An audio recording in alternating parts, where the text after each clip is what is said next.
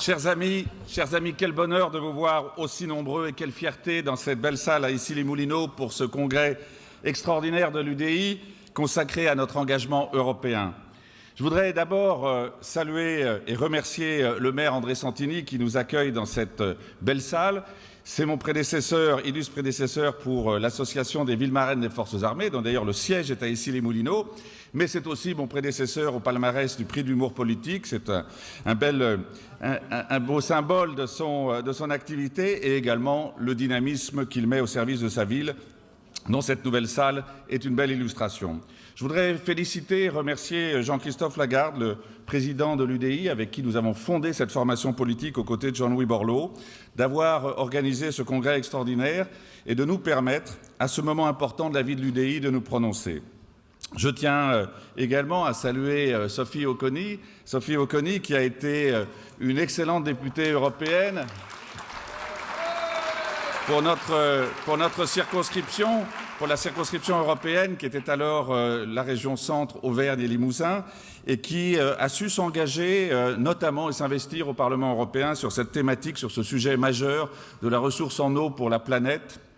Et elle a ensuite brillamment gagné ses galons à l'Assemblée nationale en l'emportant face à Marisol Touraine, ministre emblématique de la catastrophique période de François Hollande. Merci Sophie.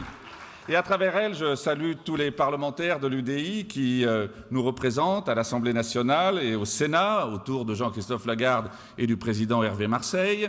Et je voudrais aussi saluer, bien sûr, notre représentante au Parlement européen, Patricia Lalonde. Qu'il me soit aussi permis de saluer l'action de Philippe Laurent, avec qui je travaille au sein du comité directeur de l'Association des maires de France, et au sein aussi de l'Association française des communes et des régions d'Europe, la FCCRE, qu'il préside depuis qu'il a succédé à Alain Juppé à la tête de cette belle association qui fait le lien entre nos collectivités nationales et les instances européennes, et c'est un sujet extrêmement important. Parce qu'il est vrai que ces questions de relations entre l'Union européenne et nos villes, nos territoires, nos villages, c'est un sujet majeur et nous devons le faire entendre pendant cette élection européenne. La voix de l'UDI, ce n'est pas simplement la voix de nos territoires et de notre sensibilité politique, mais elle a une légitimité propre à se faire entendre pendant une élection européenne, c'est une évidence. D'abord, notre famille politique est celle qui a incontestablement et le plus clairement, le plus constant engagement européen en France, héritière des combats de Jean Monnet, du président Valéry Giscard d'Estaing, de Simone Veil, de Nicole Fontaine et de tant d'autres que je vous invite à applaudir, car ce sont ceux qui nous ont précédés dans cet engagement européen et dont nous sommes fiers.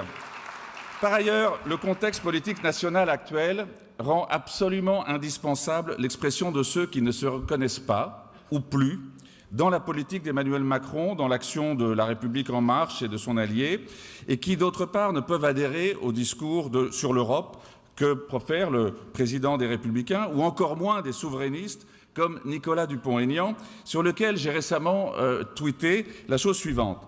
Nicolas Dupont-Aignan a dit qu'il faut réaffecter les 9 milliards d'euros de la France à l'Union européenne pour financer les retraites et les prestations familiales.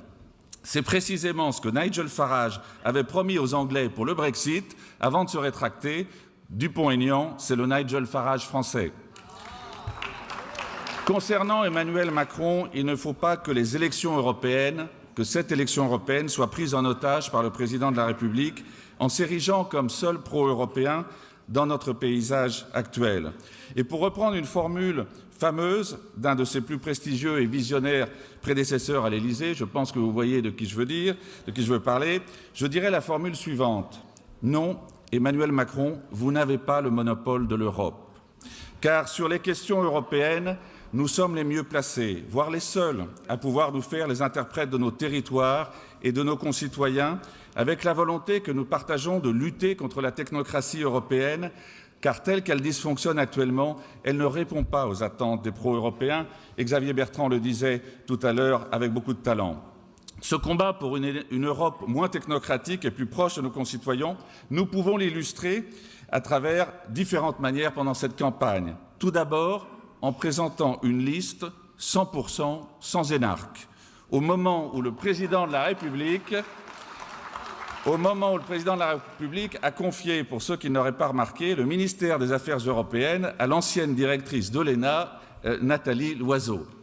Nous voulons une Europe plus proche de nos concitoyens et plus efficace, par exemple dans la lutte contre le terrorisme, avec la création d'un parquet et d'un service de renseignement européen, et une véritable police de l'immigration et des gardes-côtes, à l'instar de ce qui se fait aux États-Unis.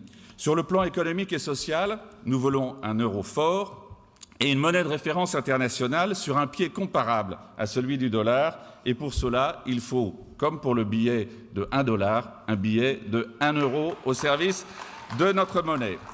Force politique issue de la diversité de nos territoires, imprégnée de l'idéal européen, l'UDI veut faire entendre la voix de ceux qui veulent, pendant cette campagne, que l'Europe ne soit plus le bouc émissaire de toutes les insuffisances et de toutes les turpitudes nationales, que Raymond Barre avait, selon une formule que Michel Zumkeller apprécie spécialement, que Raymond Barre avait parfaitement résumé par cette citation « Il faut que la France cesse de dépenser plus, de travailler moins et d'emprunter la différence ». Oui, l'UDI doit être au rendez-vous de l'Europe, c'est notre engagement commun. C'est le moment de l'affirmation de nos valeurs au service de la démocratie française et d'une Europe fédérant ses atouts dans un monde particulièrement instable et de lutte entre des pays continents. Oui, le moment est venu de faire entendre notre voix, car nul autre ne peut et ne saurait le faire à notre place. Je vous remercie.